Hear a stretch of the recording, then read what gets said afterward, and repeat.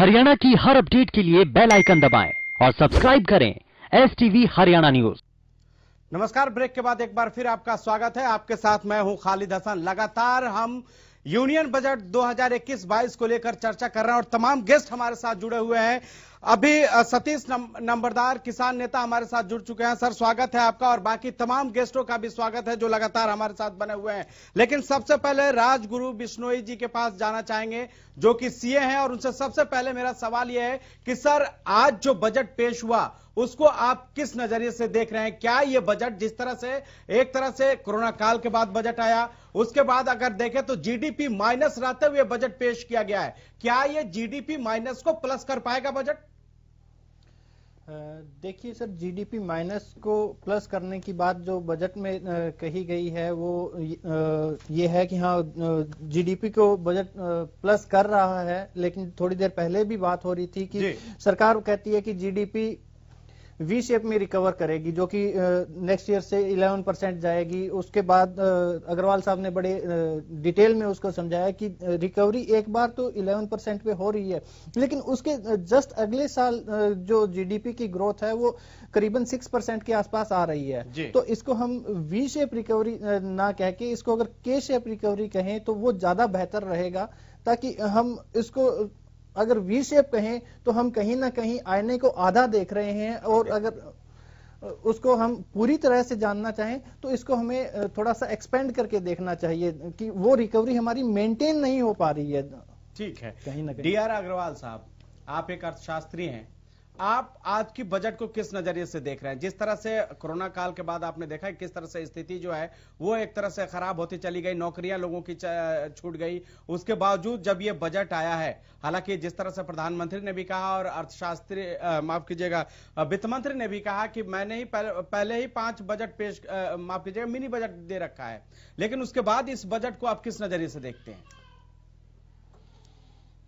आपने बहुत अच्छा मुझे एक अवसर प्रदान किया है। मैं कहना चाहूंगा जी कि होता क्या है कि जब कभी हम बहुत अपेक्षाएं करते हैं, हमको भी मिलेगा, इसको भी मिलेगा। हमारे घर में 7 बच्चे हैं, 7 के 7 बड़ी अपेक्षाएं कर रहे हैं कि पिताजी की तनख्वाह बढ़ी है, लेके आएंगे। अब वहां पर निराशा होगी अगर हम पक्षपात करते हैं तो। लेकिन यहां विवशता है, और विवशता ये है, मैं कई बार कह चुका हूं और इस बात को अभी हमारे मित्र भी कह रहे थे कि आप नेगेटिव में आ जाएं ग्रोथ में, और फिर आपकी जैसे इनकम हो जाए 180, अब 11% बढ़ी तो वही आएगी। तो वो कह रहा है कि पॉजिटिव ग्रोथ होने के बावजूद भी हम 220 लाख करोड़ की जीडीपी वाले थे, वो वही हो पाएंगे। तो इसका थोड़ा आंकड़ों में गड़बड़। उसके बाद क्या हो रहा है? उसके बाद जो ग्रोथ रेट है वो 11% नहीं रहता, क्योंकि आप पॉजिटिव में आ गए। तो अब जब होगा तो ग्रोथ रेट कम हो जाएगा। स्थिति यह है कि देखिए, आत्मनिर्भर भारत कहना बहुत आसान है। बिल्कुल। आत्मनिर्भरता क्या है? जब हम किसी पर भी विदेशी ताकत पर निर्भर ना रहें। वो निर्भर हम तब नहीं रहेंगे जब हमारी इंपोर्ट की डिमांड इनइलास्टिक ना हो। हमारी स्थिति यह है, हमें केमिकल, हमें फर्टिलाइजर, हमें पेस्टिसाइड, हमें क्रूड ऑयल, बहुत सारी ऐसी आयात की फिलहाल आवश्यकताएं हैं जिनको पूरा करना हमारे लिए मशीनरी, टेक्नोलॉजी, वो हमारे, क्योंकि जब तक हम देश में इन चीजों को पैदा ना कर लें तब तक आत्मनिर्भरता का स्वप्न, या आज से नहीं, 3rd प्लान में हमने ऑब्जेक्टिव रखा था self reliant economy. Self reliant का जो कॉन्सेप्ट है वो यही है कि हम धीरे धीरे अपने एक्सपोर्ट बढ़ाएं। और उसके लिए देखिए, इकोनॉमिक्स में एक प्रिंसिपल है कि हम नॉलेज और टेक्नोलॉजी 2 चीज बढ़ाएं। तो इस सरकार ने एक काम तो अच्छा किया है। 1986 में एक एजुकेशन पॉलिसी बनी थी जी, जो 1992 में प्रोग्राम ऑफ एक्शन बना, और अब 2020 में एक स्वप्न है कि भारत एक नॉलेज पावर बने। और अगर ये नॉलेज पावर बन गया, स्किल हो गई, एम्प्लॉयबिलिटी बढ़ गई, ठीक है, तो जो शिक्षा पर भी डेमोग्राफिक हम बात करेंगे। हाँ। लेकिन उससे पहले हमारे पास ये प्रदीप मिश्रा जी मार्केट एक्सपर्ट भी बैठे हुए हैं। सर, जिस तरह से मार्केट की स्थिति देखिए, खास करके कोरोना के बाद अगर हम बात करें तो बहुत से दुकानदारों और जो भी बिजनेसमैन, उनकी शिकायत रही कि उनका बिजनेस उस तरह से नहीं चल रहा है जिस तरह से पहले चलता था। क्या इस बजट से उनको कोई फायदा होगा? देखिए, एमएसएमई सेक्टर के लिए कदम उठाए गए हैं, लेकिन वो भी बहुत ज़्यादा कदम मैं नहीं कहूँगा, बहुत सेटिस्फैक्ट्री नहीं कहूँगा मैं जी। क्योंकि कोरोना वायरस के टाइम पर, पैंडेमिक के टाइम पर गवर्नमेंट के पास अपने आप ही कहीं से इनकम नहीं हो रही थी। जैसे पहले भी हमारी इकोनॉमी लॉस में चल रही थी और अभी पैंडेमिक के टाइम पे फिजिकल डेफिसिट 9.5% प्लेज किया गया है, जो कि नेक्स्ट ईयर प्रपोज्ड किया जा रहा है 6.8%। तो गवर्नमेंट ऑलरेडी काफी फिजिकल डेफिसिट में चल रही थी, इसे कैसे मिनिमाइज किया जाए इस पे फोकस है। आम आदमी को डायरेक्ट बेनिफिट बहुत ज्यादा नहीं है। इंफ्रास्ट्रक्चर के ऊपर फोकस किया गया है। हेल्थ सेक्टर, जो कि यूएस के बाद में कहूंगा कि सबसे ज्यादा केसेस इंडिया के अंदर आए हैं, सेकंड नंबर पे कोरोना वायरस के केसेस आए हैं, और हेल्थ सेक्टर के ऊपर ओनली 1% का इन्वेस्टमेंट होता था, तो उसको अब 2.5% का बजट किया गया है। तो ओवरऑल यहाँ इकोनॉमी को पुश कर रहा है। आम आदमी के हाथ डिस्पोजेबल इनकम नहीं बढ़ी है। बहुत छोटे छोटे टैक्स बेनिफिट्स हैं, वो हमारे साथ हमारे मित्र हैं, वो भी टैक्स बेनिफिट्स के बारे में आपको उसके बताएंगे। तो टैक्स बेनिफिट्स बहुत ज्यादा नहीं है कि किसी तरह इनका फोकस है कि बड़े इंफ्रास्ट्रक्चर डेवलपमेंट हो जिससे हमारी इकोनॉमी को पुश किया जाए। ये सारा का सारा बजट मुझे एग्जीक्यूशन पे दिख रहा है। ठीक है, जरा कृषि को लेकर भी बात कर लेते हैं। किसान नेता हमारे साथ सतीश नंबरदार जी भी बने हुए हैं। सतीश जी, क्या आज जो बजट आया है, आप लोगों को बहुत उम्मीदें थी, क्या उस उम्मीदों पर ये बजट खरा उतर रहा है? खालिद भाई, जैसे मैं ये मेरे बड़े भाई मित्र बोल रहे थे, देखो मैं किसान हूं, इनकी भाषा तो मेरी समझ में नहीं आती, बहुत बड़े अर्थशास्त्री हैं, मार्केटिंग देखते हैं, लेकिन जो आज केंद्र में बैठी भाजपा की सरकार ने किसानों के साथ इतना बड़ा धोखा किया है, हर चीज में किसानों को बर्बाद करने का काम किया। किसान तो अब रोड पे आने का काम हो गया, क्योंकि हर चीज में जो 75,000 रुपए किसान को, 75,000 करोड़ किसान को मिलते थे, उसको 65,000 करोड़, जो 13% बजट वैसे घटा दिया। तो इस तरह मैं समझता हूं आज तक के इतिहास में कभी भी किसी सरकार ने इस तरह का बजट, जो किसान को मारने वाला बजट, डीजल पेट्रोल, डीजल किसान की एक रोज की जरूरत का सामान है, उसमें इतना ज्यादा इजाफा, 4% सेस, 2.5% सेस, कोई बात है? अरे भाई, गया कहां पैसा? ये पिछली सरकार को बोलते थे घोटालेबाज सरकार, वो सरकार, फलाना सरकार। आज रेलवे में पूछता हूं, इस भारत सरकार से क्यों बंद है?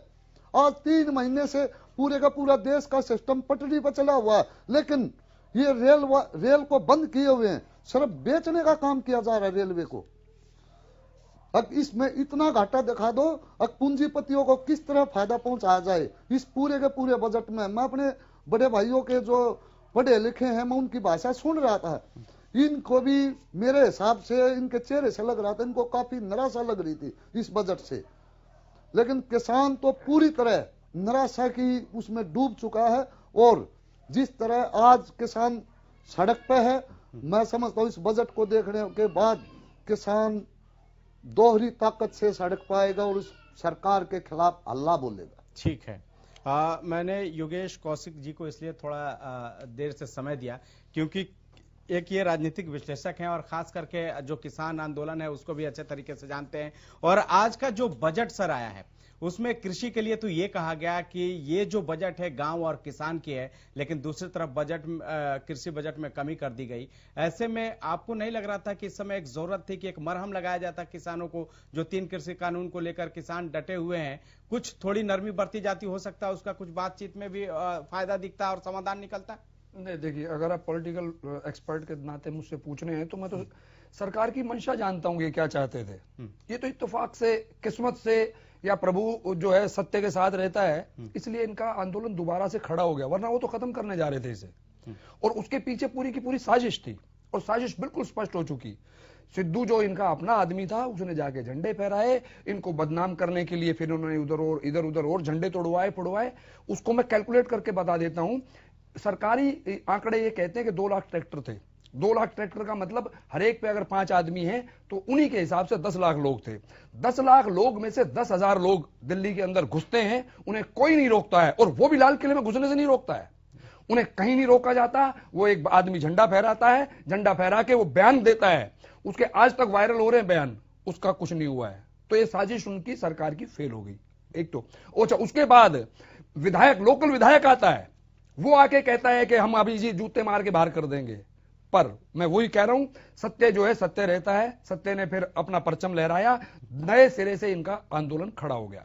अब मैं आज के बजट पे आ जाता हूं। बजट पे मैं अगर ये कह रहे हैं कि ये किसानों का आंदोलन है, तो मैं सिर्फ और सिर्फ एक सवाल सारे बीजेपी से, पूरे देश से कर देता हूं। इन्होंने कहां स्पेसिफाई किया है कि हम जो है एमएसपी का जो हमारा अलग एलोकेशन है और इतने पैसे देके ये सारा का सारा इनकी फसल खरीदेंगे। सबसे बड़ी कहानी यहां से शुरू होती है। यहां डिबेट में 20-20 लोग, मैं अलग अलग लोगों के साथ बैठा हूं, हर कोई सहमत है एमएसपी से, लेकिन दे कोई भी नहीं रहा है, लिख के कोई सरकार कानून बना नहीं रही है। सरकार की मंशा किसानों के प्रति अलग है, मैं वो बता देता हूं। आज भी यही कहा गया मैं एमएसपी जारी, अभी मैं बता जारी रखना, मुझसे कुछ कहलवा लो। मोदी जी पे कौन विश्वास करेगा? उन्होंने दुनिया में सबसे ज्यादा झूठ बोले हैं, इतनी झूठ किसी प्रधानमंत्री ने नहीं बोली। चलो छोड़ो उसको, अब आगे मैं बात करता हूं। मेरी बिल्कुल एकदम स्पष्ट बात है, किसानों के लिए अगर इनका जो ये 3 जो लाए हैं ना कानून, ये अमेरिका वाले कानून जिसमें कॉन्ट्रैक्ट फार्मिंग और उसके बाद आगे की सेलिंग और उसको प्रोसेसिंग, ये सारा का सारा वहां का है, ठीक है, वहां का ये पूरा का पूरा, और वहां पे फेल हो चुका है। वहां पे हिंदुस्तान से 300 गुना ज्यादा सब्सिडी दी जाती है। तो एक फेल जो आपका वो हो चुका है प्रोजेक्ट, उसको आप हिंदुस्तान में लाके, उसके पीछे इनकी सोच है, वो भी मैं बताता हूं। वो सोच क्या है कि किसानी में जब हम सारा का सारा टेक्निकली काम करेंगे तो क्या होगा, किसान आम किसान जो है वो फ्री हो जाएगा। उस फ्री किसान को हम कहीं और जॉब देंगे, पर क्या उस जॉब की प्लानिंग है? जो ऑलरेडी पढ़े लिखे नौजवान हैं उनके लिए तो बेरोजगारी का जो है पूरे बाजार के अंदर भरमार पड़ी है। आप इनको कहां से और रोजगार दे देंगे? और तीसरी बात और बताता हूं मैं, किसान बैठे हैं, इनसे पूछ लेना, ये सिर्फ फसल के ऊपर रोटी नहीं खा सकते हैं। अगर ये रोटी खाते हैं ना, तो ये जो गाय भैंस बकरी पालन जो करते हैं, उनकी वजह से फिर भी घर चल जाता है इनका। अब सरकार क्या कहती है, मैं वो बता रहा हूं आपको। सरकार कहती है किसानों की जो भी वो आय है, हमने उस पर टैक्स माफ कर रखा है। अरे टैक्स कहां, वो टैक्सेबल इनकम आती ही नहीं, उनकी इनकम कहां आ रही है टैक्सेबल? उनका टैक्स ही नहीं बनेगा, अब लोग ले कहां से लोगे उनसे टैक्स? अब ये जो किसान आंदोलन खड़ा हो गया है, इसमें अगर सरकार वाकई कहीं उनके दिल में ये होता कि भी हमें इनके लिए कुछ करना है, तो ईमानदारी से ये भी कह सकते थे, मोदी जी आओ मैं आपसे बात करता हूं। आपने 65 दिन हो गए कि मैं एक फोन कॉल पे हूं, 65 दिन तक कोई ख्याल नहीं आया। आप क्यों नहीं कर सकते? अब मैं फिर वही बात कर रहा हूं, आपकी एक पेरेंटल छवि होनी चाहिए। आप एक गॉडफादर के तौर पे बैठे, आप हमारे प्रधानमंत्री हैं। अगर मैं उनको ये कह रहा हूं झूठे हैं, तो उनको इसको भी स्वीकार करना चाहिए, सोचे बैठ के कि यार मैंने कभी झूठ बोला है, नहीं बोला है। मैं भी झूठ बोलता हूं, ऐसा नहीं है, पर मैं ऐसी जगह झूठ नहीं बोलता जहां देश की छवि खराब हो। ठीक है, अब जरा राजगुरु जी से ही समझ लेते हैं कि राजगुरु जी, खास करके जो मध्यम वर्गीय है, जो सैलरीड क्लास है, उसे ये जो इनकम टैक्स को लेकर बड़ा इंतजार रहता है। वो देखता रहता है कि कब इस जो इनकम टैक्स जो स्लैब है, जो टैक्स स्लैब है, उसमें कुछ कमी या बढ़ोतरी की जा रही है या नहीं। आज उस पर कुछ भी नहीं कहा गया खुलकर। आप इसको किस तरह से देखते हैं और क्या कहेंगे आप इस पे?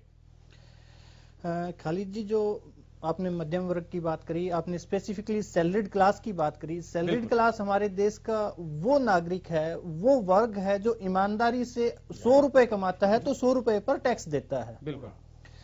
और दूसरी तरफ सरकार ये कहती है कि हम ऑनेस्टी को प्राइड देते हैं, हम ऑनेस्टी को इंक्रीज करते हैं, उसको शाबाशी देते हैं। लेकिन मुझे ये लगता है कि चाहे आज का बजट देखें या पीछे का बजट देखें या सरकार की टोटल पॉलिसी देखें, चाहे वो विवाद से विश्वास को आप मानो, चाहे आप जीएसटी में टैक्स क्रेडिट को लेके बात करो, ईमानदार के लिए उसमें कुछ भी नहीं है। जो टैक्स इवेडर्स हैं जो टैक्स कर की चोरी करने वाले लोग हैं उनके लिए आपने विवाद से विश्वास दिया जी। तो उस पे भी 10 साल पहले का जिसने कर चोरी किया था, एक आम आदमी अगर किसी भी साहूकार से किसी भी बैंक से लोन लेता है, वो उसका पैसा अगर यूज करता है तो उस पैसे पे ब्याज देता है। लेकिन यहां पे क्या है, टैक्स इवेडर ने, कर चोरी करने वाले आदमी ने सरकार का पैसा यूज किया, 10 साल तक यूज किया, 15 साल तक यूज किया, करने के बाद उसको क्या है कि जी आप मूल जमा करवा दें, बाकी आपका और हमारा हिसाब बराबर। लेकिन तो अब बात करते हैं जीएसटी में, ईज ऑफ डूइंग बिजनेस की बात करती है सरकार। 5 करोड़ से नीचे का जो बिजनेसमैन है, व्यापारी है, आपने मिश्रा जी से भी पूछा कि आम जो छोटा व्यापारी है उसके लिए सरकार ने क्या किया। फाइनेंस मिनिस्टर ने जिक्र भी किया था इस बात का कि हमने मंथली पेमेंट, क्वार्टरली रिटर्न का प्रोविजन किया है छोटे व्यापारी के लिए जीएसटी में। मंथली पेमेंट, क्वार्टरली प्रोविजन का आपने वो सिस्टम किया है इसमें, लेकिन उसमें किया क्या है, आपने रिटर्न को आपने नाम स्टेटमेंट दे दिया। पेमेंट जो मंथली करनी थी, मंथली पेमेंट आप कह रहे हो आप करो, PMT 6 एक फॉर्म बना दिया, उसके थ्रू आप पेमेंट करो। उसमें आपने जितने बिल उस महीने में रेज किए हैं उनका ब्यौरा दो, और उसके बाद आप क्वार्टरली अपनी रिटर्न फाइल कर दो। तो भाई जो रिटर्न पहले फाइल करते थे मंथली, उसमें भी तो जो आपने बिजनेस व्यापार किया है, जो बिल आपने काटा है, उसी का तो ब्यौरा दे रहे थे। आपने किया क्या, आपने राम का नाम श्याम कर दिया और कह दिया कि भैया हमने आपका आदमी बदल दिया। ठीक है मिश्रा जी, अभी भी आपसे बात कर रहे थे कि मार्केट कैसे ऊपर आएगा, लेकिन एक इसके साथ रोजगार भी जुड़ा हुआ, क्योंकि अगर मार्केट ऊपर आएगा तो रोजगार अपने आप वहां सृजन होगा, उसका सृजित होगा। लेकिन क्या आपको लगता है कि आज जो बजट पेश किया गया, और रोजगार, बेरोजगारी का आपको आलम पता है कि अभी क्या हाल है, खास करके कोरोना काल के बाद से, इससे कोई बूस्टअप मिलेगा? देखिए, पूरी तरह तो नहीं कहूंगा, लेकिन हाँ काफी हद तक बूस्ट इससे मिलेगा, क्योंकि जिस हिसाब से इंफ्रास्ट्रक्चर पे स्पेंडिंग बढ़ाई गई है, मैं कहूंगा बोल्ड स्टेप्स लिए गए हैं, लेकिन एग्जीक्यूशन कितना हो पाता है ये उसके ऊपर डिपेंड करता है कि क्या जनरेट हो पाएगा। अगर इन सब का एग्जीक्यूशन होता है तो इकोनॉमी रिवाइव भी होते हुए दिख रही है। पूरी तरह तो एकाएक नहीं आ पाएगी, लेकिन हाँ ईयर वाइज ईयर ये रिवाइवल की तरफ जा सकती है, जॉब अपॉर्चुनिटीज बढ़ सकती हैं, और धीरे धीरे स्पेंडिंग बढ़ेगी तो धीरे धीरे इकोनॉमी भी रिवाइव होती हुई मुझे दिख रही है। जी, इकोनॉमी रिवाइव होती हुई दिख रही है, लेकिन सर अगर इसे एग्जीक्यूशन प्रॉपर किया गया तब। ठीक है, ठीक है, ठीक है। मैं इसके साथ ही DR अग्रवाल जी से जानना चाहूंगा कि इस खास करके आपने सर देखा कि कैसे अभी माइनस में अपना GDP ग्रोथ है, और खास करके अर्थव्यवस्था की हालत भी आपसे छुपी हुई नहीं है, लेकिन जिस तरह से इसमें इस बजट में होना चाहिए कि डिमांड और सप्लाई की जो बात हो रही थी, क्या डिमांड और सप्लाई आज के बजट के जिस तरह पेश किया गया उसके बाद बरकरार रहने वाला है? खास करके ग्रामीण क्षेत्रों में भी देखें तो वहां बिल्कुल लोगों की आय एकदम कम हो गई है, जिसके वजह से वो चीजें खरीद नहीं पा रहे हैं, और यही वजह है कि एक तरह से जब मांग घटती है तो अर्थव्यवस्था की क्या हालत होती है वो तो खुद पता होगा सर, आपको अर्थशास्त्री हैं, तो थोड़ा इसको बेहतर तरीके से समझाइए। खालिद जी, आपने 2 शब्दों का प्रयोग किया है, डिमांड और सप्लाई। यहाँ सप्लाई का तो प्रश्न ही नहीं है, यहाँ सीधा सीधा डिमांड का प्रश्न था, क्योंकि एक साथ डिमांड इकोनॉमी में कम हो गई, और जब डिमांड कम हुई तो उस वक्त जो ग्रेट डिप्रेशन में जैसे 1929 से 32 तक कीन्स ने रिकमेंड किया था, जो ये शब्द बार बार ला रहे हैं कि डायरेक्ट बेनिफिट ट्रांसफर मिले जी, और पर्टिकुलरली उनको मिले जिनके हाथ में परचेजिंग पावर नहीं है। आपने वो दृश्य देखा हो, क्योंकि हम जरा संवेदनहीन आदमी हैं, जिस वक्त लोगों के रोजगार जा रहे थे और बाहर आए मिलियंस ऑफ पीपल और पैदल चल के गए हैं, ये हम हंस रहे थे उस वक्त। और हमसे अब पूछा जाए कि भाई आपकी आमदनी कितनी है, तो टैक्स रिबेट मिली नहीं मिली, नहीं मिली, तो हम तो ये कहते हैं अरे यार छोड़ना, बजट में रखा क्या है। क्वेश्चन हम ये देखें कि जो ये मिलियन पीपल थे, ये तो इनका जो सेक्टर है ना एग्रीकल्चर, इसने शॉक ऑब्जर्वर का काम किया है। ये मैं शब्द इस्तेमाल यहां कर रहा हूं, क्योंकि जहां उनका घर था, आप देखें वहां पर पहुंच गए 20 लोग, और 20 लोगों को इन्होंने रोटी खिला दी। कब तक खिलाते? बिल्कुल। ये जो बार है कि जो पुअरेस्ट ऑफ द पुअर है, जो जिनके पास ऐसे भी साधन नहीं है कि आप देखें कि इतनी भी बचत हो कि आदमी आजमगढ़ जा रहा है पैदल, वह हद हो गई। और फिर किस ढंग से गए हैं लोग, उस दृश्य को भूलना नहीं चाहिए भारत को। तो हमारा भारत ये अमीरों का भारत नहीं है, ये तो चंद पूंजीपति लोग हैं जो है, लेकिन भारत इनका है, भारत इन्होंने बनाया है। बिल्कुल। और ये जो किसान हैं, इनको मैं इसीलिए नमन करना चाहता हूं, क्योंकि अगर ये ना होते तो इतने मिलियंस ऑफ पीपल को ये शॉक ऑब्जर्वर का काम किया है। मैं इसके लिए इनको बताया। सतीश जी भी कुछ कहना चाह रहे हैं। सतीश जी बोलिए। मैं आपके चैनल के माध्यम से ये सरकार, जो भारत सरकार और हमारे माननीय प्रधानमंत्री, माननीय वित्त मंत्री, इन्होंने आज जब ये जो बजट बनाया, किसान के बारे में एक शब्द भी नहीं सोचा गया। बोलने को तो बहुत बड़े बड़े शब्द हैं, लेकिन कोरोना काल में जब पूरे का पूरा देश डूब रहा था, एक किसान ही ऐसा था जो किसी से भी निर्भरता से अपने खेत में और टाइम निकाल के जो गांव में जो बाहर से लोग आ रहे थे उनको खाने खिलाने में व्यस्त था। जो सरकार उस टाइम भी अपनी मनमर्जी से काम कर रही थी और अपने टैक्स प्लान कर रही थी। जैसे कोरोना काल में किसानों पे ये तीनों बिल बनाने का काम किए जा रहे थे और किसान उस टाइम भी अपने उसमें उलझन में लगा हुआ था कि देश को कैसे संभाला जाए। और दूसरी बात, आज किसान कितना इस सरकार में मजबूर हो गया। किसान तो ये भी पूछ सकता था, जो ये प्रचार के टाइम में जो आज से 6-7 साल पहले प्रचार में पूछते थे कि ये सरकार 7 साल का हिसाब दो, वो तो 12% वेट लेती थी। आज तो मोदी साहब आप 28% टैक्स लेते हैं। और उस टाइम पे वो सरकार, मैंने अखबार पढ़ा है, 6% डीजल पे सब्सिडी देती थी, आप तो 40% टैक्स ले रहे हैं। मैं देश से पूछना चाहता हूं सरकार से, कहां है वो पैसा? कौन से उद्योगपति की जेब मात में डाला है? आपने बजट तो पेश कर दिया और किस तरह आपने मनरेगा का पेट काटने का काम किया। ये देश किसानों का देश है, मजदूरों का देश है, उद्योगपतियों का देश नहीं है। आपको समझना होगा। आप बेशक 12,000 करोड़ का देश की अर्थव्यवस्था बैठ रही थी और 12,000 करोड़ का आप अपना जहाज खरीद कर लाए, और हर घंटे में किसान की कमीज हमेशा कमर से फटती है और आप लोगों की कमीज पेट से फटती है। किसान इस बात को भी देख रहा है, माफ नहीं करेगा। जिस तरह आज आपने इस बजट में किसान के पेट पर, मजदूर के पेट पर लात मारने का काम किया है, इस सरकार ने कभी किसान माफ नहीं करेगा। ठीक है। कांग्रेस प्रवक्ता खालिद चहल का भी हमारे साथ जुड़ चुके हैं। कांग्रेस, आज जो बजट पेश हुआ है, खालिद जी, कांग्रेस इसको किस नजर से देख रही है, इस बजट को?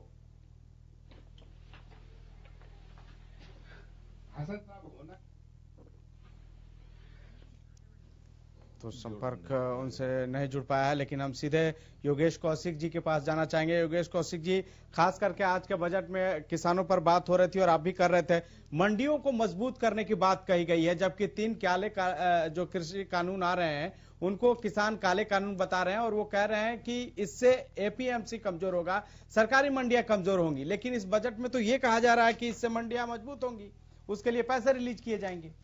नहीं, तो अगर ये करना था आपको तो फिर ये बिल लाने की क्या जरूरत थी? आप तो ये मंडियां खत्म करना चाहते हैं। देखो, आप इसको उस तरीके से मत देखिए, थोड़ा सा व्यापारिक नजरिए से देखिए। कोई भी आदमी अगर आएगा जो व्यापार करने के लिए आएगा, वो अपने व्यापार के हिसाब से सोचेगा। मैं उसे गलत नहीं कह रहा हूं, क्योंकि वो पैसा इन्वेस्ट कर रहा है, उसने उसमें से प्रॉफिट कमाना है, प्रॉफिट कमाने के लिए वो काम कर रहा है। तो वो कैसे करेगा काम? वो ऐसे करेगा कि जियो ने सबसे पहले फ्री में दिए आपको, ये मोबाइल भी फ्री ले लो जी, आप इसके साथ सिम भी फ्री ले लो, इसमें वो टॉक टाइम भी फ्री है, इसमें सारी चीजें फ्री दे दी आपको आदत डाल दी। ठीक है, आज के दिन जियो को देख लो आप। और उस दौरान उन्होंने क्या किया है, एयरटेल को या और जो मोबाइल फोन जो नंबर हैं उनमें अगर आप कॉल करेंगे तो वो ऐसी सेटिंग बिठाई है अपनी टावर्स की कि आपका पहली बार में फोन ही नहीं मिलता है, तो वो उनको डिस्टर्ब करके सारा का सारा बिजनेस अपने पास ले आएंगे। तो वो ये क्या करेंगे कि जो भी आप वैसे ही देख लीजिए ना, एयरलाइन आई है बाहर की, वो प्रॉफिट में चलती हैं, हमारी एयर इंडिया जो है वो घाटे में चली गई, उसको बेचने पे आ गए आप। ऐसे ही मोबाइल हमारे से ही खरीद के, स्पेक्ट्रम हमसे खरीदते हैं और हम घाटे में जाते हैं, सरकार गवर्नमेंट ऑफ इंडिया घाटे में जाती है, बीएसएनएल घाटे में जाता है और फायदे में जाते हैं जियो। और जियो की एडवर्टाइजमेंट कौन करते हैं? हमारे मोदी जी। हमारे मोदी जी एक प्राइवेट कंपनी की एडवर्टाइजमेंट करते हैं, ये खूबसूरती है इस देश की, ठीक है। और जियो को बर्बाद कर दिया, अब जियो बिकेगी और वो खरीद लेंगे। अब और मैं ऐसे 20 उदाहरण दे सकता हूं जिनके अंदर पहले प्लान्ड उसको बर्बाद किया जाता है उस सेक्टर को, और उसके बाद उसको बेचने का। रेलवे में बताइए आप क्या कमी थी? हिंदुस्तान जो है दुनिया का सबसे बड़ा रेलवे का एक इंफ्रास्ट्रक्चर रखता है अपना, आप उसको बने बनाए इंफ्रास्ट्रक्चर को 2 लोगों के हाथ में दे देंगे? आप देख लीजिए, अदानी लिखा हुआ है ट्रैक्स पे, और उन पे जो डब्बे उनके हैं इंजन के ऊपर अदानी लिखना शुरू कर दिया उन्होंने। इसका मतलब भारतीय रेल नहीं रहेगी, अब वो अदानी रेल हो जाएगी। कभी घाटे में नहीं रहती थी। हाँ, कभी घाटे में नहीं रही वो। नहीं, आप अगर जानबूझ के लाना चाहें ले आओ घाटे में, कोई दिक्कत नहीं है। ऐसे ही आज के दिन भी जो सबसे अच्छे हॉस्पिटल माने जाते हैं वो एम्स माना जाता है हमारा, ठीक है। मतलब सरकारी चीजों में किसी में कमी नहीं रही। सरकार ने शुरू की मारुति, आज तक भी मारुति नंबर 1 पे है। उनकी जो सेल है सबसे ज्यादा मार्केट में, उन्होंने सबसे ज्यादा कैप्चर किया हुआ है। लेकिन जिसे इन्होंने बेचना है उसको बर्बाद करेंगे पहले, उसके बाद उसको बेचने का बहाना ढूंढेंगे। जैसे किसानों के मामले में मैंने पहले भी कहा था, अभी फिर कह रहा हूं कि इन लोगों ने एफसीआई को पैसा नहीं दिया, एफसीआई घाटे में चली गई। अब सरकार के पास एफसीआई को पैसा देने के लिए है नहीं ताकि इनका अनाज खरीद सके, इसलिए वो एमएसपी की गारंटी का जो कानून था वो खालिद चहल का भी हमारे साथ कांग्रेस प्रवक्ता जुड़ चुके हैं। खालिद जी, आप किस नजरिए से, आपकी पार्टी और आप किस नजरिए से इस बजट को देख रहे हैं? हसन भाई, मैं एक पूरे 7 बजे से इस आपकी डिबेट में हूं। बहुत सारे लोग ये कह रहे हैं, हमारे साथी जो पैनल में आज हैं, वो कहते हैं कि कोरोना काल की वजह से ऐसा सब हुआ है, ऐसा बजट आया है, या वो कहते हैं कि कुछ ऐसी चीजें वो कहना चाह रहे हैं। देखो, एक कहावत है, हिटलर के बारे में लोग अमूमन कहते हैं कि वो उन्होंने लोगों को इस लेवल पे पहुंचा दिया था कि लोग 2 वक्त के खाने को एहसान समझने लग जाएं, लोगों को इस स्थिति में पहुंचा दो। सरकार ने बिल्कुल वैसी ही नीति अपना के रखी है। होना क्या चाहिए था हसन भाई इस बजट में? किसान जो इस समय इस देश का सबसे बड़ी परेशानी में है और भारत की अर्थव्यवस्था को मजबूत करने वाला सबसे हमारा मेन पार्ट है इस देश का। किसान के लिए इस बजट में कुछ नहीं है, उल्टा जो उनको किसान सम्मान निधि मिलती थी उसको कम किया गया है, और जो 75,000 उसका बजट था कृषि क्षेत्र, उसमें 6% की कटौती की है, उसको 65,000 करोड़ किया है, ठीक है। किसान के लिए ये किया है। मजदूर के लिए होना क्या चाहिए था कि जैसे कांग्रेस हमेशा कहती आई है कि कोई न्याय जैसी योजना जिससे किसी गरीब के खाते में डायरेक्ट पैसा जाए, ऐसी कोई योजना सरकार लाती इस बजट में, ऐसा कोई संशोधन करती कि गरीब के खाते में डायरेक्ट पैसा जाता और गरीब के घर में चूल्हा बेहतर तरीके से चलता। रक्षा, इस समय जो इस देश की रक्षा बजट है जिसको बहुत आवश्यकता थी बढ़ाने की, जिस तरह से हमारे देश की चीन और दूसरी चारों तरफ जो चीजें हैं, हमारी रक्षा बजट में बढ़ाने की जरूरत है। रक्षा बजट का इसमें कहीं जिक्र ही नहीं हुआ है। मतलब इस बजट के अंदर, रक्षा बजट के अंदर कोई कटौती बढ़ोतरी कुछ नहीं की गई है। दूसरा दुख क्या था कि हमारे देश, ठीक है, तो खालिद जी से तो संपर्क नहीं हो पा रहा है, लेकिन अग्रवाल साहब, जिस तरह से इन्होंने कहा कि बहुत से सेक्टर है जिसको कि छुआ नहीं गया, उस पर कहा नहीं गया, क्या लगता है कि सरकार के पास पैसा नहीं है इसलिए इन सेक्टरों को नहीं छुआ गया और ना ही बजट दिया गया उधर? ये जो आपका प्रश्न है, ये बात ये है कि इसका उत्तर कोई पॉलिटिशियन दे सकता है। मैं अर्थशास्त्र का विद्यार्थी सतीश नंबरदार जी से ही ले लेते हैं उत्तर। बताइए सतीश जी। जैसा आप देख रहे हैं, किसान की फसल महंगी बिकेगी तो वो बाजार में खरीदारी करेगा, हर दुकानदार के चेहरे पर रौनक आएगी।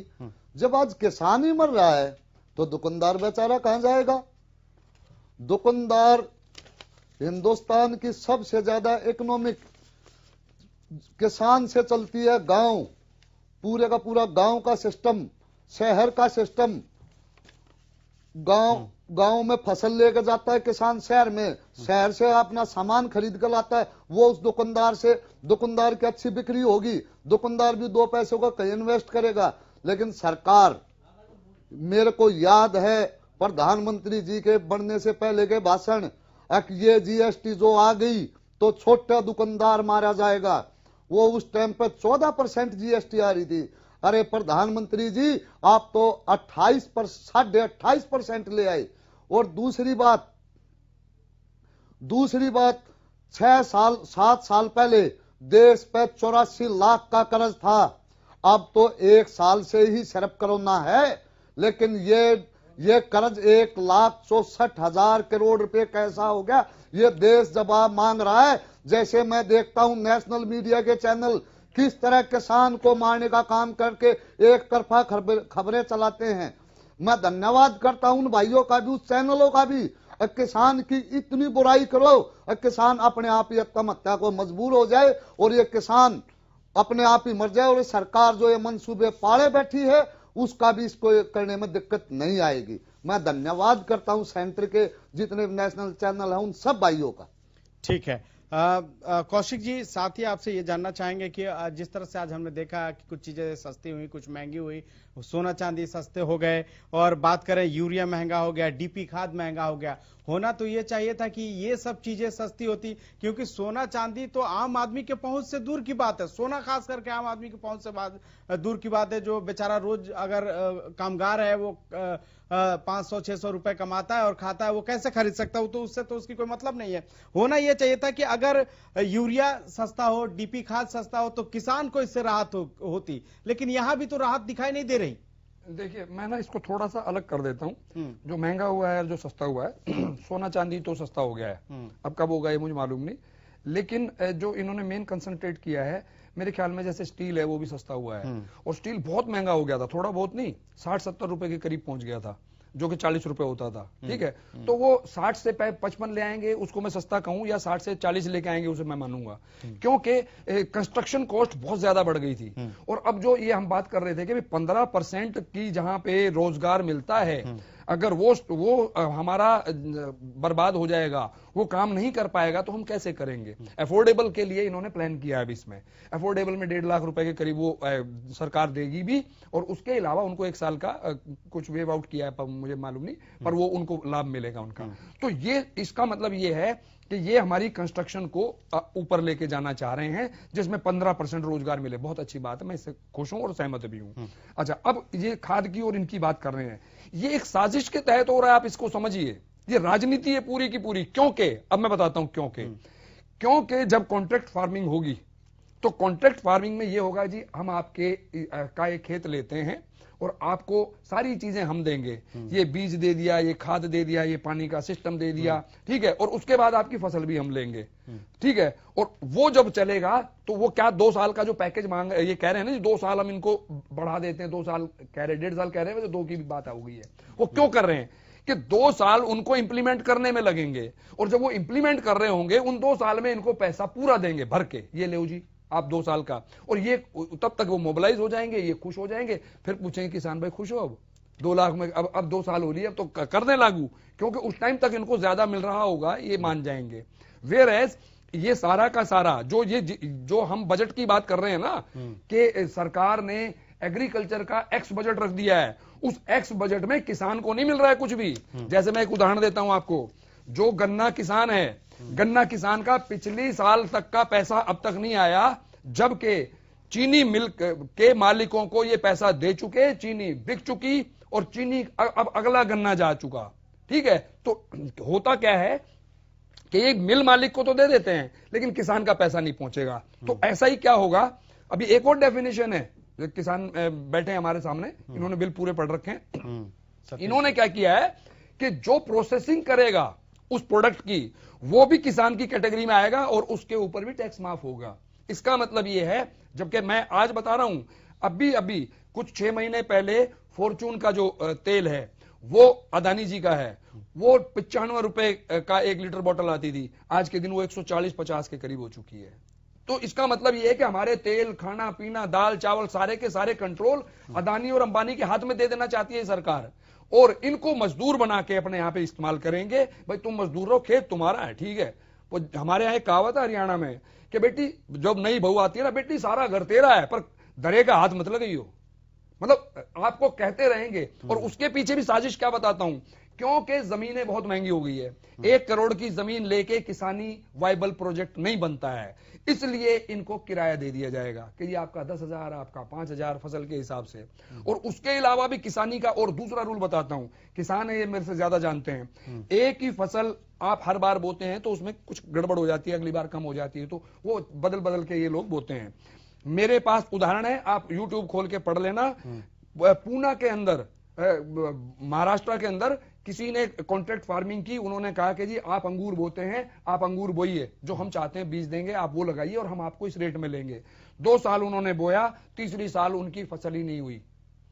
और फसल जब नहीं हुई तो उन्होंने कहा जी हमें चाहिए नहीं आपका। तो वो दूसरा जब वो अंगूर बोने लगे, वो उनका अंगूर आया ही नहीं। गुजरात में भी इसी तरह का उदाहरण तो देखने को मिला। अब ये लोग, जहां आलू लोग लगाए थे और वो ये कहा गया कि आलू एक साइज का होना चाहिए, ये बिल्कुल, हाँ वो वहां भी ये बात आई। लेकिन उसके साथ में एक सेकंड मैं इसको ठीक है। जोड़ रहा हूं। अंग्रेज भी यही चाहते थे, जिसे नील की खेती कहते थे, जिसके ऊपर वो पूरा का पूरा एजिटेशन गांधी जी ने किया था। में गांधी जी ने वो जो हाँ चंपारण में जो किया था, वो यही कहानी थी। वो तिनकटिया पद्धति होती थी। हाँ, वो उनसे नील बुआना चाहते थे। इसके वजह से होता क्या था कि वहां पे 20 कट्टे का 1 बीघा होता, उसमें 3 कट्ठा में आपको नील लगाना होता था, जिसके वजह से उन पैदावार जो है वो कम हो जाती थी और किसान उससे बुरी तरह से प्रभावित थे। और गांधी जी गए, आंदोलन किया और उसके बाद से वहां पर एक तरह से वहां से गांधी जी भी वहीं से गांधी बन के निकले थे और नाम उनका हुआ था। लेकिन अभी राजगुरु जी के पास जाना चाहेंगे और आज जो टैक्स को लेकर खास करके आपसे समझना चाहेंगे कि बुजुर्गों को इसमें राहत दी गई है। बुजुर्गों में खास करके कहा गया है कि जो 75 प्लस के हैं वो ITR नहीं भरेंगे, तो इसका बुजुर्गों को कितना फायदा होगा? अगर मान लीजिए कोई बड़ा बिजनेसमैन हो, बुजुर्ग जिसकी आमदनी बहुत ज्यादा है, क्या ये चीजें उस पर भी लागू है? सर पहले तो ये बात कर लेते हैं कि ये लागू किस पर है। हाँ बिल्कुल। सीनियर सिटीजन जिसकी उम्र 75 ईयर्स से अबव है, senior citizen above 75 years age, उसके लिए ये लागू है। और उसके बाद अगर हम बात करें तो कौन कौन सी इनकम इसके अंदर कवर की गई है। बिल्कुल। 2 हेड इनकम टैक्स के 5 हेड होते हैं, उनमें से सिर्फ 2 हेड इसमें कवर किए गए हैं।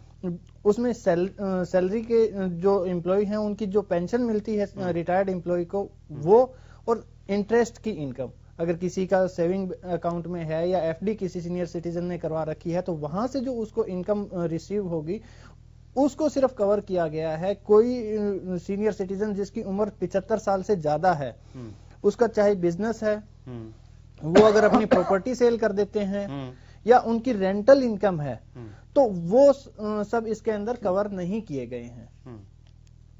इसका मतलब कुछ भी नहीं किया। इसका मतलब जो अगर बड़ा कोई बिजनेसमैन है वो इस दायरे में नहीं आता।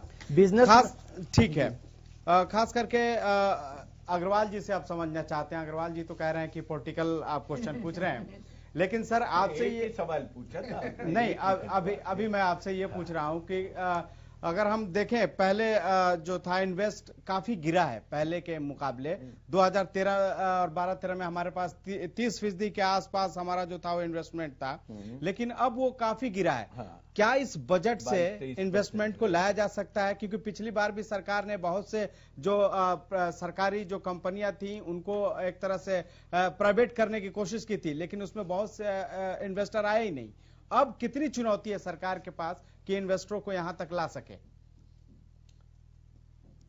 संयुक्त जट जी, 2-3 बातें मैं आपको यहां बहुत स्पष्ट कर दूं। एम्प्लॉयमेंट की इलास्टिसिटी होती है। MSME बहुत बड़ा सेक्टर है जिसमें आदमी आप जितने पूंजी लगाते हैं रोजगार मिलेगा। कंस्ट्रक्शन है, जितनी हमारी इनफॉर्मल लेबर है, एक्चुअली हमारे यहाँ लोग समझ नहीं रहे। एम्प्लॉयमेंट का मतलब हमारे यहाँ मेनली तो इनफॉर्मल सेक्टर में काम कर रहे हैं लोग। 85% से भी ज्यादा इनफॉर्मल सेक्टर है। जिस इकोनॉमी में इनफॉर्मल सेक्टर ज्यादा है, अब इनके जो किसान हैं जो लॉस में चल रहे थे वो सारे के सारे जो पंजाब में कौन करे खेती, वो सारे वहां कर रहे हैं। बिल्कुल। तो एम्प्लॉयमेंट इलास्टिसिटी इन सेक्टर में। अब आपका एक क्वेश्चन था, आपने बहुत सही सवाल पूछा है, इन्वेस्टमेंट क्या इस बजट से बढ़ेगा? हमने कहा ईज ऑफ डूइंग बिजनेस बढ़ा है साहब, ठीक। आप ऐसी कल्पना करें कि जिस इलाके में लॉ एंड ऑर्डर प्रॉब्लम है, आप कहें उसमें इन्वेस्टमेंट कोई करना चाहेगा? नहीं। तो जब तक मुझे रेट ऑफ प्रॉफिट नहीं मिलेगा, इन्वेस्टमेंट कैसे बढ़ेगा? हमने कागजों पे लिख दिया फॉरेन डोमेस्टिक इन्वेस्टमेंट, भाई इतने से 45 से हम 74% कर रहे हैं LIC में। आएगा तो आदमी तब जब उसको एक्सपेक्टेड रेट ऑफ प्रॉफिट मिलने की संभावना होगी। अब वो इकोनॉमी पर है। अगर हमारी इकोनॉमी में ऐसा ही पेसिमिस्टिक ढांचा रहा तब तो देखिए मुश्किल है। ऑप्टिमिस्टिक ढांचा बनना 4 आदमियों के हाथ में नहीं है। ऑलरेडी आपको पता है इनइक्वालिटीज इतनी है कि 2080 की है वो पैरेटोज लॉ इंडिया में पूरी तरह है। इतना धन ये कुछ फैमिली है उनके पास है, बाकी साहब अच्छा। एक वो जो हमारे सीए साहब है उन्होंने बहुत मैं बार बार बोल रहा हूं, हो क्या रहा है इस मुल्क में? जो ऑनेस्ट टैक्स पेयर है उसकी कदर बहुत कर रहे हैं लोग, क्योंकि उनको गोल्ड सर्टिफिकेट और ये सर्टिफिकेट देते हैं, इस बात का दे रहे हैं कि बेटा तू आ जा, इस गले में तेरे लिए फंदा हमने रख रखा है, तेरे में फिट आता है तो भैया तू टैक्स दे जा। और जो टैक्स इवेड कर सकता है वो टैक्स इवेड करता है। एग्रीकल्चर सेक्टर जिसके ये बैठे हैं रिप्रेजेंटेटिव, 50% एम्प्लॉयमेंट आज भी इनके सेक्टर में है। बिल्कुल। और आपको पता है 15% के जो GDP का हिस्सा है वो इनके हिस्से में है।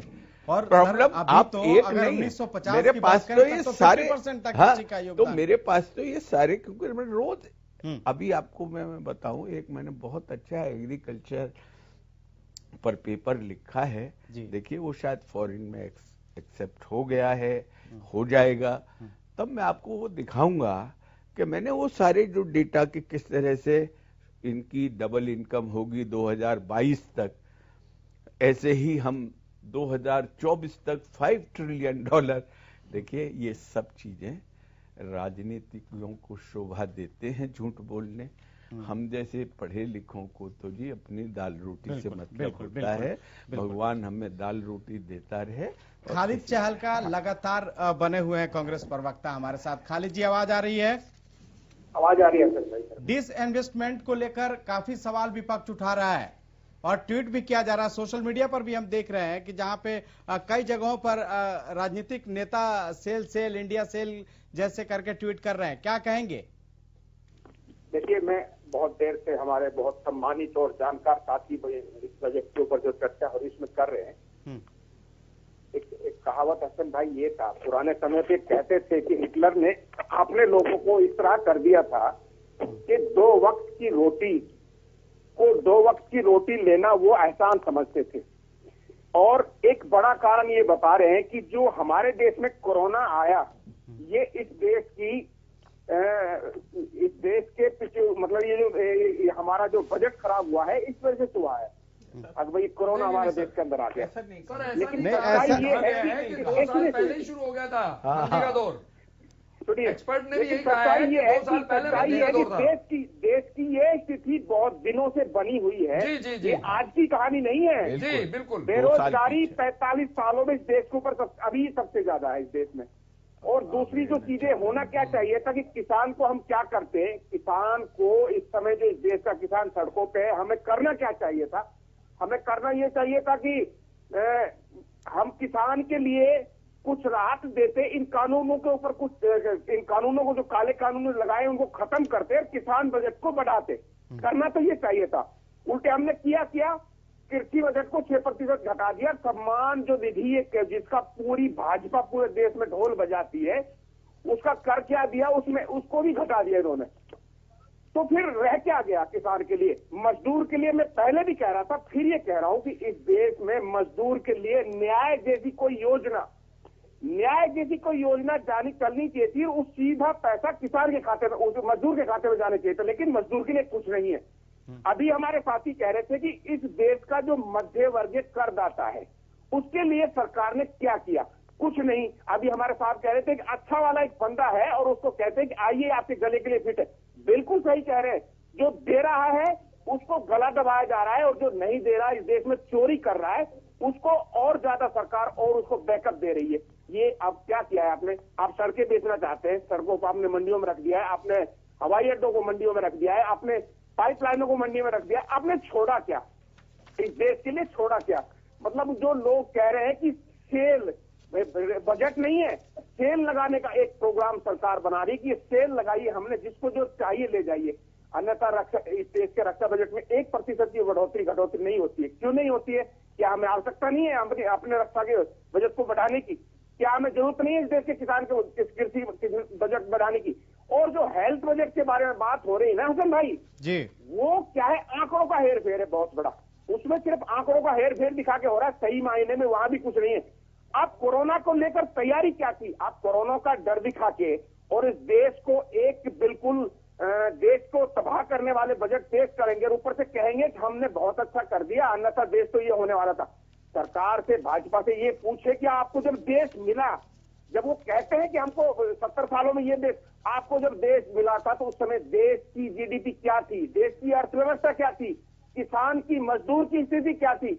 अभी एक हमारे भाजपा के प्रवक्ता पता है या चले गए, वो आधार कार्ड, अरे आधार कार्ड जब कांग्रेस पार्टी लेके आई थी, हालांकि उन चीजों की आज चर्चा नहीं हो रही है, जब आधार कार्ड को कांग्रेस लेके आई थी तो भाजपा ने पूरे देश में इसका मजाक उड़ाया था कि ये देश को ऐसी बर्बाद करने वाली चीजें लेके आए, नरेगा के ऊपर सवाल उठाए थे। लेकिन आज आधार कार्ड हुआ, नरेगा हुआ, ये इनकी राष्ट्रीय योजनाएं बन गई है, क्योंकि हमने, कांग्रेस ने 70 सालों में सिर्फ देश के गरीब से लेके और ऊपर वर्ग के लिए कुछ ना कुछ सोचा है। देश की तरक्की में हर आदमी को साझेदार बनाया है। ठीक है, नहीं, जब जो सत्ता में रहता है वो बजट को इसी तरह से बताता है। लेकिन राजगुरु जी, ठीक है खालिद जी, राजगुरु जी ये समझना चाहेंगे, अभी जिस तरह से टैक्स को लेकर भी बात कर रहे थे हम लोग, उसमें खास करके अभी एक प्रावधान आया कि 3 साल पहले का जो विवादित जो टैक्स वो है वही खोला जाएगा फाइल, उसके पीछे का नहीं खोला जाएगा, क्योंकि पहले ये था कि 6 साल तक का भी उसको देखते थे।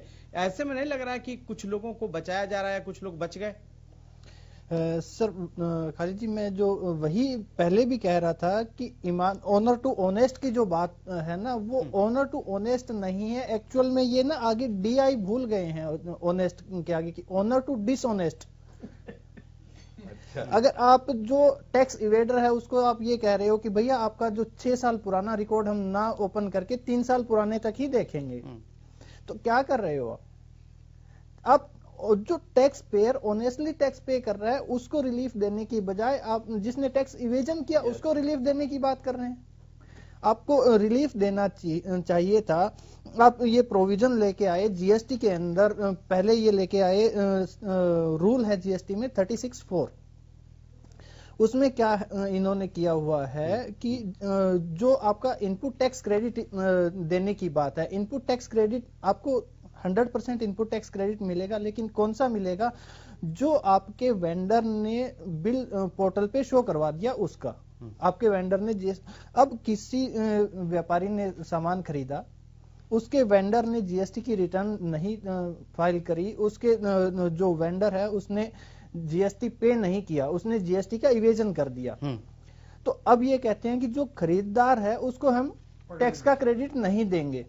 तो भाई उसके हाथ में आपने टूल क्या दे रखा है ताकि वो उसको मजबूर कर सके कि भाई मेरा टैक्स का क्रेडिट नहीं मिल रहा, आप वो भरो। वो चीज तो सरकार कर सकती है, वो तो ये मेंशन कर सकता है कि मैंने एक्स आदमी से इतने रुपए का सामान खरीदा, ये मेरे पास इनवॉइस है और इसका मुझे क्रेडिट मिलना चाहिए। जीएसटी एक्ट ये कहता है कि जिस आदमी ने टैक्स पे किया है उसके पास इनवॉइस है और इन्वेंट्री उसको रिसीव हो चुकी है, उसको क्रेडिट मिलेगा। रूल लेके आ रहे हैं कि नहीं, उसी का क्रेडिट मिलेगा जो इनवॉइस पोर्टल पे शो कर रहा है। तो कॉन्स्टिट्यूशनली ही मतलब गलत रूल इंप्लीमेंट हो रहे हैं और इसका फायदा लोग इसका फायदा डिसऑनेस्ट को जा रहा है। बिल्कुल बिल्कुल। योगेश कौशिक जी, साथ ही ये भी समझना चाह रहे हैं कि जैसे अभी बात कर रहे थे हम लोग पेट्रोल डीजल पे जो सेस लगाने की बात हुई, इनडायरेक्ट रूप से ये तो कह रहे हैं कृषि सेस है, लेकिन इसमें तो किसान भी प्रभावित हो रहा है ना, क्योंकि किसान डीजल खरीदने जाएगा जब अपने खेत में पानी देने के लिए, पेट्रोल वो पंप सेट चलाने के लिए जब वो खरीदेगा तो उसे तो 4 रुपए एक्स्ट्रा देने होंगे ना जब ये लागू होगा। तो पहले तो ये कहा जा रहा था कि नहीं, इसको कस्टम ड्यूटी और उसके थ्रू इसको कम करने की कोशिश की जाएगी, लेकिन अब तो उसको देना होगा। देखिए, मैं ना इस पेट्रोल डीजल के खेल को भी मैं आपको बताता हूँ। ये एक छोटा उसके बाद सतीश जी से रिएक्शन ये खेल भी छोटा नहीं है जी। अगर आप याद करेंगे तो रिलायंस के पेट्रोल पंप और एसआर के पेट्रोल पंप ये पहले ही बन चुके थे कांग्रेस के टाइम में 2014 में। हाँ। लेकिन सारे बंद पड़े थे। क्या रीजन था? क्योंकि वो गवर्नमेंट देती थी सब्सिडी, ठीक है, और जो सब्सिडी मिलती थी इसलिए जो सरकारी पेट्रोल पंप थे उन पे तेल आता था सस्ता और रिलायंस को पड़ता था वो महंगा। अब लेकिन इन्होंने क्या किया है, ये कह के कि जी सरकार अपने हाथ में तेल रखेगी नहीं और तेल का फैसला जो है कंपनियां करेंगी। उन कंपनियों को ये रिलायंस को बेचने जा रहे हैं अभी कुछ दिनों में, ठीक है। उन कंपनियों को जैसे इन्होंने कहा, इन्होंने धड़ाधड़ रेट बढ़ा दिए। अब वो वैसे तो मैं भविष्यवाणी करता हूं छोटी मोटी, मैंने भविष्यवाणी की थी, वो अभी पूरी होने वाली है कि पेट्रोल जो है 100 रुपए आपका टच करेगा। ये चाहते हैं, पहुंच रहा है, ये चाहते हैं। अब ये इंटरेस्टिंग पार्ट देखिए, हिंदुस्तान में बिक रहा है 80 रुपए डीजल या पेट्रोल, और जहां ये एक्सपोर्ट कर रहे हैं वहां दे रहे हैं 37 रुपए। जिन कंट्रीज को एक्सपोर्ट कर रहे हैं वहां 37 रुपए। मतलब अब पाकिस्तान और बांग्लादेश जैसे देशों में भी यहां से पेट्रोल का दाम सस्ता कम है। अब उसके बाद और बड़ी बात बताता हूं आपको, जिसको ये पेंडेमिक कहते हैं, उस दौरान ठीक है, इन्होंने पेट्रोल और डीजल से उतना मुनाफा कमाया है जितना आम सालों में कमाते थे ये। ठीक है, तो ये जो किसानों को बर्बाद करने का प्रोग्राम यहीं तो शुरू होता है। मैं जो बात कर रहा हूं ना, क्या किसान जो बात कर रहे हैं एमएसपी की बार बार, वो इसीलिए कर रहे हैं कि आप बढ़ाओ, हमें आपसे सब्सिडी नहीं चाहिए, वक्त की थोड़ी कमी है। दे दो हमें। सतीश जी जल्दी से इसको कंक्लूड कीजिएगा और एक लास्ट कमेंट के तौर पे आप इस बजट कैसा लगा आपको, ये बताइए किसानों के हित में देखकर। किसान को ये बजट आत्महत्या करने पर मजबूर करने वाला है। और दूसरी बात, जो ये पेट्रोल का डीजल का भाव बढ़ाया है, एक तरफ तो ये बोलते हैं कि हम महंगाई कम करेंगे। आज जितने भी आप रोड देख लेना, भाजपा की सरकार बोलती है कि रोड हमने बनाए हैं, लेकिन मैंने गडकरी जी का पीछे एक बयान सुना था कि मेरे पास पैसे लगाने वाले बहुत हैं। अरे आपके पास पैसे लगाने वाले बहुत है तो अटल बिहारी वाजपेयी के टाइम पे 1 रुपया रोड के लिए सेस लगाया गया था।